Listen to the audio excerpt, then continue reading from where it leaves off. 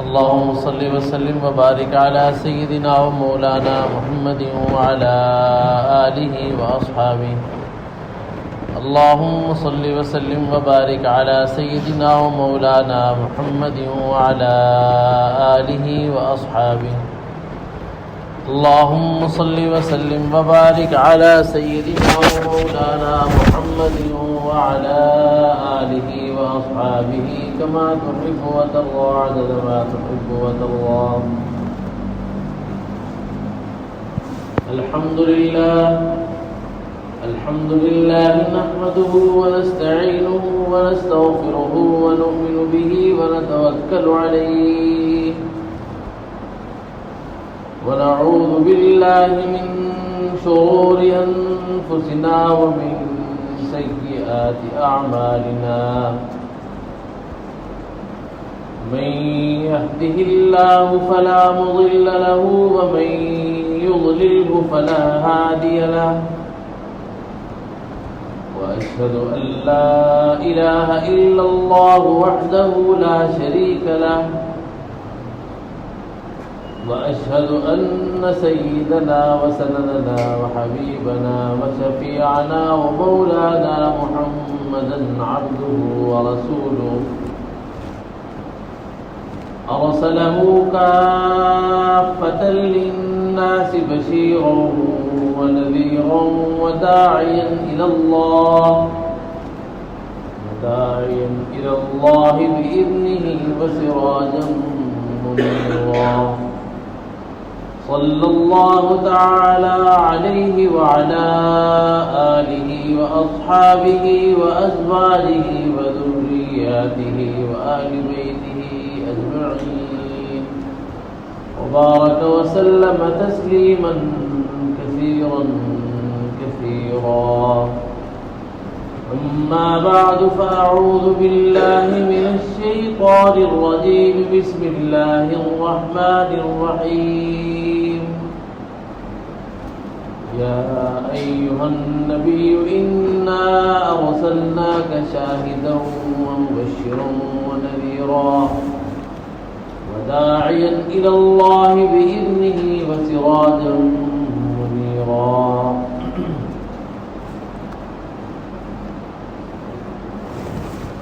بزرگان محترم،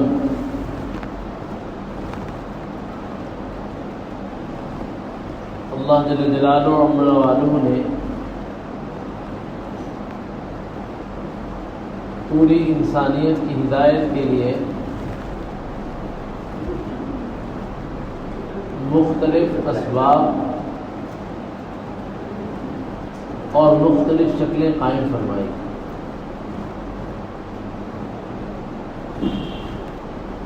جن میں حق تعالی اور انسان کے درمیان ربط قائم کرنے کے لیے درجہ سبب میں انبیاء علیہ الصلوۃ والتسلیم کا سلسلہ رکھا ہے.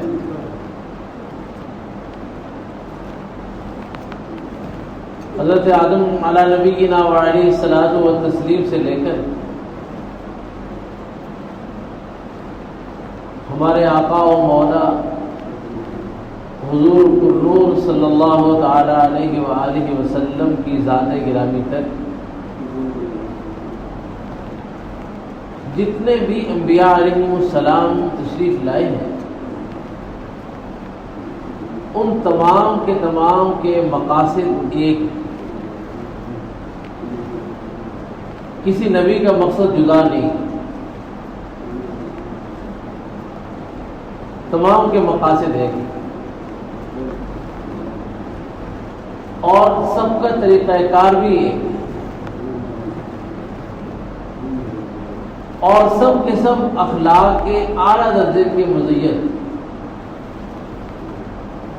جیسا کہ احادیث سے معلوم ہوتا ہے کہ جو نبی آتا ہے وہ کسی بھی زمانے کا ہو، کچھ اوصاف اس کے ایسے ہوتے ہیں اور کچھ اوصاف ان کے ایسے مشترک ہوتے ہیں کہ جس میں اس زمانے میں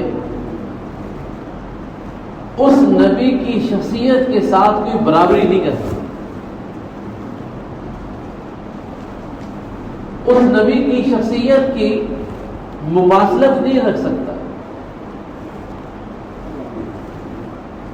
اور اس نبی کی شخصیت تک پہنچ نہیں سکتا، اور جو نبی ہوا کرتا ہے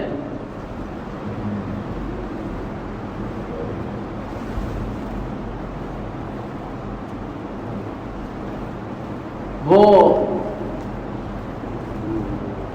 اپنے ظاہری کمال کے اعتبار سے اور اپنے باطنی کمال کے اعتبار سے اس قدر جامع اور اس قدر کامل ہوا کرتا ہے، آپ کوئی بھی پہلو لیں، مثلا نبی کے اندر کوئی ایسا پہلو نہیں ہوگا، چاہے وہ ظاہر کے اعتبار سے ہو، چاہے وہ باطن کے اعتبار سے ہو، چاہے وہ معاشرے کے اعتبار سے ہو، چاہے وہ معاشرت کے اعتبار سے ہو، نبی کسی پہلو میں کمزور نہیں ہوا کرتا۔ اگر آپ شکل و شباہت کے اعتبار سے دیکھ لیں، شکل و صورت کے اعتبار سے دیکھ لیں، نبی احسن الناس ہوا کرتا ہے، نبی جیسا کوئی خوبصورت نہیں ہوا کرتا، نبی کائنات کا سب سے خوبصورت فرد ہوتا ہے، نبی کا کردار پوری کائنات اس کے کردار کی بھیک مانگ رہی ہوتی ہے، نبی کے اخلاق، اس کے اخلاق اس کی امت میں تقسیم ہو رہے ہوتے ہیں، اس کے کمالات اس کی امت میں تقسیم ہو رہے ہوتے ہیں، اس کے علوم اس کی امت میں تقسیم ہو رہے ہوتے ہیں،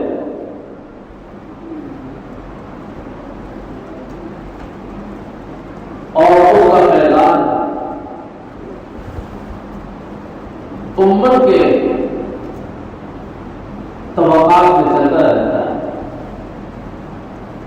جو نبی جس درجے کا ہوتا ہے، جس علاقے کا ہوتا ہے، اس کے علوم، ان کے فیوز و برکات اور ان کی تمام کمالات اور ان کے اخلاق تقسیم ہو رہے ہوتے ہیں، اور جب تک اس نبی میں رہنا ہوتا ہے، جب تک اس نبی کی نبوت میں باقی رہنا ہوتا ہے، تو علوم، کمالات، اخلاق اس وقت تک باقی رہتے ہیں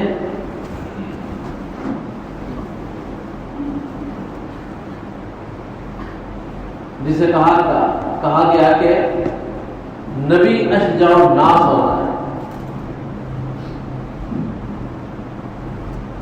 یہ ہے اجمالی اعتبار سے میرا ابھی درس کیا، کیونکہ مقصد رسول اللہ صلی اللہ علیہ وآلہ وسلم کے ان کمالات کی طرف اشارہ کرنا ہے۔ اب آپ جو تشریف لائے، حسن و جمال میں آپ کے مماثل کوئی نہیں تھا۔ صحیح بخاری شریف کی روایت ہے کہ ہماری اما جان سیدہ کائنات حضرت عائشہ رضی اللہ تعالیٰ عنہ فرماتی ہے کہ جناب سیدنا یوسف علی نبینا وعلیہ الصلوۃ والتسلیم کو مصر کی خواتین نے دیکھا، ہاتھ کاٹ لیے، اور اگر میرے محبوب کو دیکھ لیتی تو دل کاٹ لیتی۔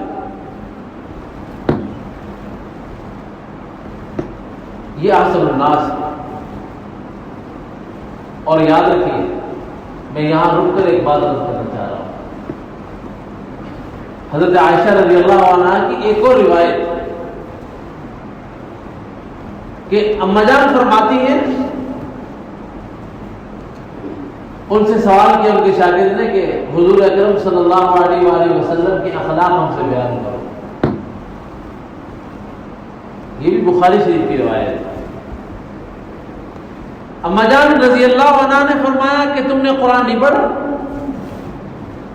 تو قرآن تو پڑھا ہے۔ آپ نے فرمایا کان خلق القرآن، حضور کے اخلاق قرآن۔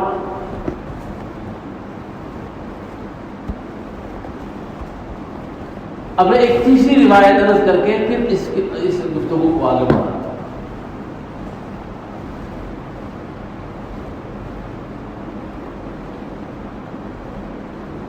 حضور اکرم صلی اللہ تعالی علیہ وآلہ وسلم کی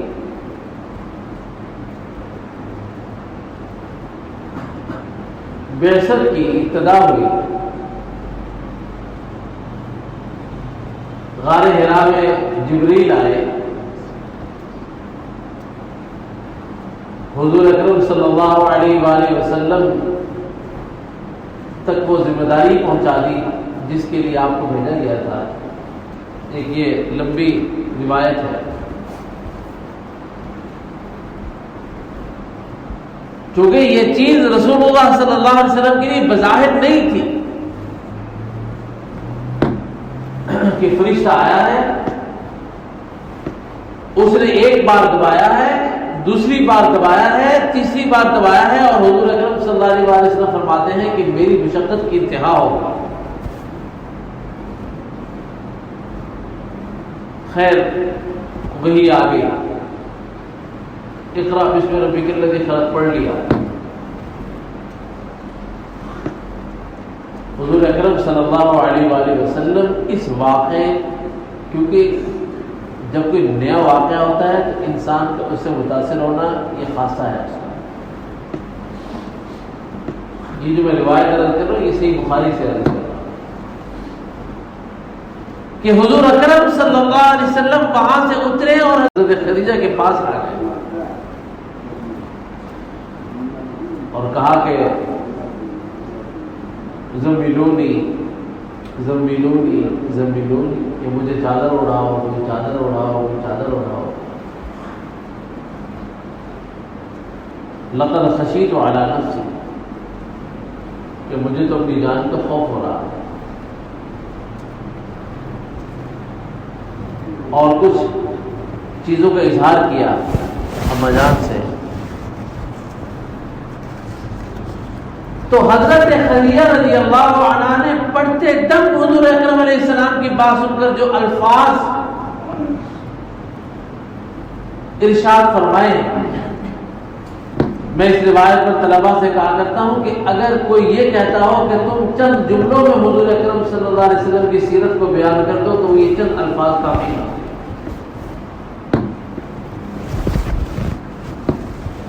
حضرت خدیجہ رضی اللہ تعالیٰ عنہ نے حضور اکرم صلی اللہ علیہ وسلم کی گفتگو سنتے ہی پہلا جملہ زبان سے نکالا، کلا واللہ لا یخزیک اللہ ابدا،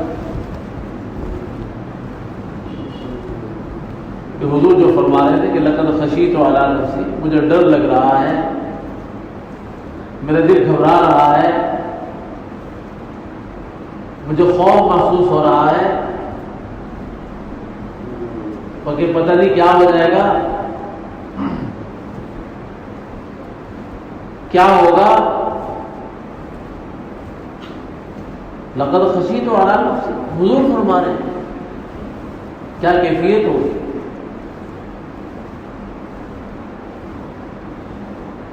حضرت خدیجہ رضی اللہ عنہ نے پہلا جملہ زبان سے نکالا، کلا واللہ لا یخزیک اللہ، ہرگز نہیں، اللہ کی قسم اللہ کبھی آپ کو رسوا نہیں فرمائیں گے۔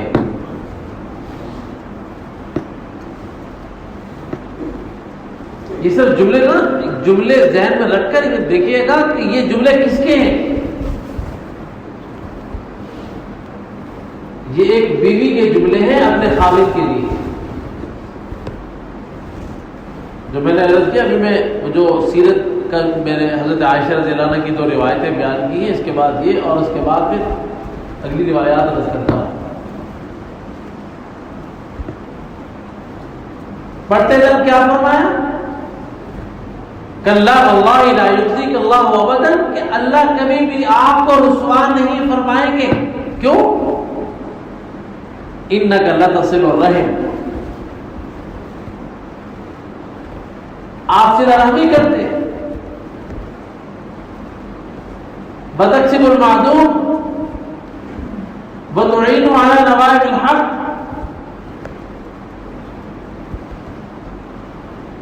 کہ کسی کو کوئی حادثہ پیش آ جائے تو آپ اس کی مدد کرتے ہیں، جو نادار ہو آپ اس کے لیے کماتے ہیں، آپ صلہ رحمی کرتے ہیں، وتقری الضیف، اور آپ مہمان کی مہمان نوازی کرتے ہیں، اور جو آدمی کمانے کا اہل نہیں ہوتا تو آپ اس تک ضروریات فراہم کرتے ہیں.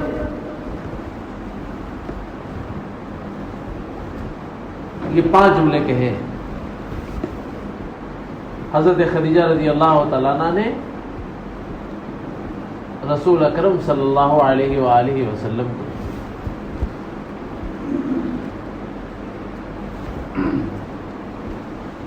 اب یہ جملے معمولی نہیں،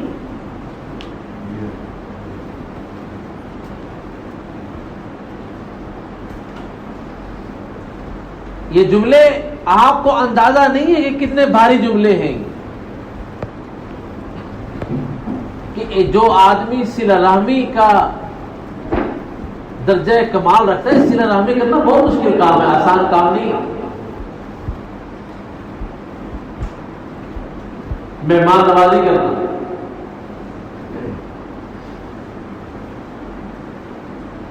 ناداروں کے لیے کمانا. حضرت خدیجہ رضی اللہ عنہ نے جملہ کہا ہے، میں اور آپ کماتے ہیں اپنے لیے، صرف میں اور آپ نہیں، پوری انسانیت. مجھے پریشانی نہ ہو.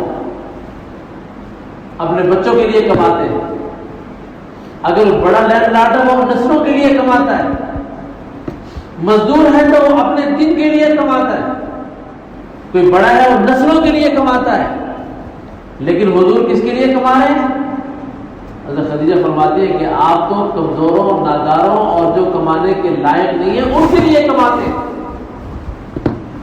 حضرت خدیجہ کا کہنے کا مقصد یہ ہے کہ آپ کی کمائی گھر سے زیادہ ناداروں کے لیے ہے، کمزوروں کے لیے ہے، مستحقین کے لیے ہے، مہمانوں کے لیے ہے.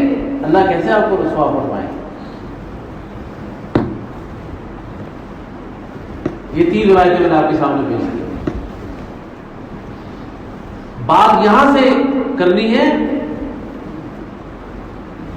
کہ جس کے گھر کی گواہی اچھی آ جائے پوری دنیا اس کی گواہی دیتی ہے. یہ حضرت خدیجہ رضی اللہ عنہ کی گواہی ہے، ام المؤمنین کی گواہی ہے. تمام امہات المؤمنین میں سب سے زیادہ وقت حضرت خدیجہ رضی اللہ عنہ نے حضور اکرم صلی اللہ علیہ وسلم کے ساتھ گزارا ہے. کسی اور ہماری اماں کو اتنا موقع نہیں ملا حضور علیہ السلام کی خدمت کا جتنا حضور اکرم صلی اللہ علیہ وسلم کی خدمت کا موقع حضرت ہماری اماں جان حضرت خدیجہ کو ملا. 27 سال تقریباً آپ رہے حضرت خدیجہ کے پاس، ان کے گھر میں. اور یہ حضرت خدیجہ معمولی خاتون نہیں ہے. حضرت خدیجہ رضی اللہ عنہ کے بارے میں تاریخ عرب کی کتابوں میں لکھا ہوا ہے کہ صفات تھی، نسب بہت اعلیٰ تھا، مالداری کے اعتبار سے اتنے اونچے درجے پر فائز تھی کہ جب مکہ مکرمہ سے کوئی قافلہ تجارت شام جاتا تو پورے قافلے کا مال ایک طرف اور حضرت خدیجہ اکیلی کا مال ایک طرف ہوا کرتا. اتنی مالدار تھا. اور تیسری خاصیت کتابوں میں لکھی ہے کہ عرب کی خوبصورت ترین خواتین میں سے تھی. یہ ظاہری چیز سامنے آئی ہے آپ کی. نسب بہت اعلیٰ، مالداری بہت اعلیٰ، حسن و جمال بہت اعلیٰ، اور ان دنوں میں جو حالات تھے وہ رسول اللہ صلی اللہ علیہ وآلہ وسلم جو کہ 25 سال کے نوجوان تھے،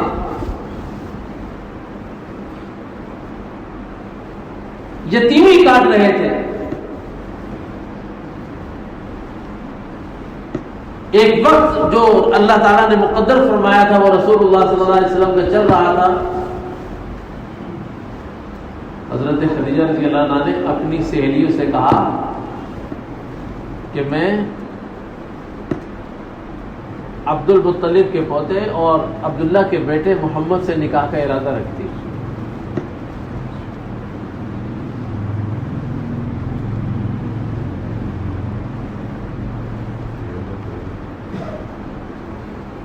سہیلیوں نے کہا کہ کہاں آپ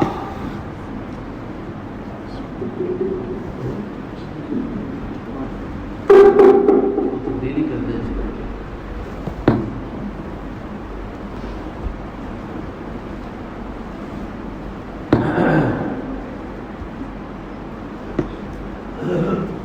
کہ تم اتنی مالدار ہو، اتنے عمدہ تم خاندان کی ہو، اتنے حسین و جمیل ہو، تم ایک یتیم کے ساتھ شادی کرنا چاہتی ہو؟ یہ عام اسٹیٹس ہے جو میرا اور آپ کا ہے. یہ تو غریب آدمی ہے، اس کے ساتھ کیا جوڑ ہے؟ یہ تو فلانی قوم کا ہے، اس کے ساتھ کمی کے ساتھ کیا جوڑ ہے؟ یہ میرا اور آپ کا اسٹیٹس ہے. حضور اکرم صلی اللہ علیہ وسلم نسب کے اعتبار سے فائق تھے، مالیات کے اعتبار سے جو اللہ نے ایک مقدر رکھا تھا اس پہ چل رہے ہیں. حضرت خدیجہ رضی اللہ عنہ کے بہت اچھے. حضرت خدیجہ رضی اللہ عنہ نے دو کام کیے. ایک کام یہ کیا کہ اپنے غلام میسرہ، جس کو 8 کروڑ عرب لکھا ہے کہ وہ عربوں میں بڑی عقل والا تھا، اس کو حضور اکرم صلی اللہ علیہ وسلم کے ساتھ قافلے میں جوڑ دیا کہ ان پر نگاہ رکھو یہ کیسے آدمی ہے. میسرہ نے آ کر کے اخلاق بیان کیے، تعریف بیان کی اور کہا کہ میں نے تو ایسا آدمی اپنی زندگی میں کبھی نہیں دیکھا، اتنا اعلیٰ اخلاق، اتنی اعلیٰ صفات، ایسے ہیں ایسے ہیں ایسے ہیں. دوبارہ پھر قافلے کے ساتھ ہے. اب جب قافلہ واپس آنے لگا تو حضرت خدیجہ رضی اللہ عنہا اپنی کچھ سہیلیوں کو لے کر اپنے مکان کی چھت پہ تشریف لے گئی. دوپہر کا وقت تھا کہ قافلہ مکہ میں داخل ہو رہا ہے، تیز دھوپ ہے، اور اس تیز دھوپ میں وہ قافلہ آ رہا ہے. پورا قافلہ دھوپ میں چل رہا ہے اور ایک اونٹ کے اوپر آسمان سے بادل نے آ کر سایہ کر دیا ہے.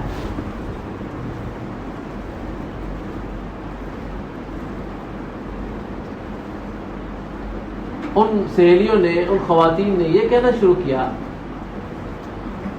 کہ دیکھو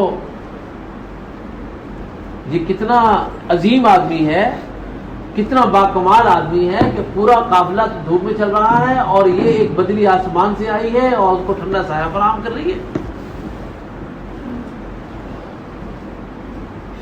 دیکھیں تو صحیح کون ہے. جب قریب جا کر دیکھا تو وہ تھے محمد رسول اللہ صلی اللہ علیہ وآلہ وسلم. حضرت خدیجہ نے فرمایا کہ میں نے اس لیے ان کو نکاح کا پیغام بھیجا ہے. یہ تھی آپ کی صفات.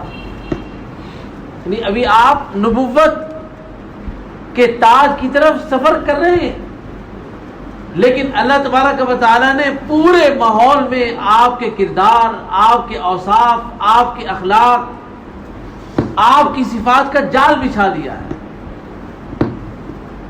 کسی بھی قوم کا، کسی بھی علاقے کا، کسی بھی طرح کا کوئی فرد، وہ آپ کے کردار کی، آپ کے اخلاق کی، آپ کی صفات کی، آپ کے اعلیٰ مقام کی تعریف کر رہا ہے۔ اب تعالیٰ نے موقع دیا تو انشاءاللہ اگلے دن میں اس کو بیان کریں گے۔ وآخر دعوانا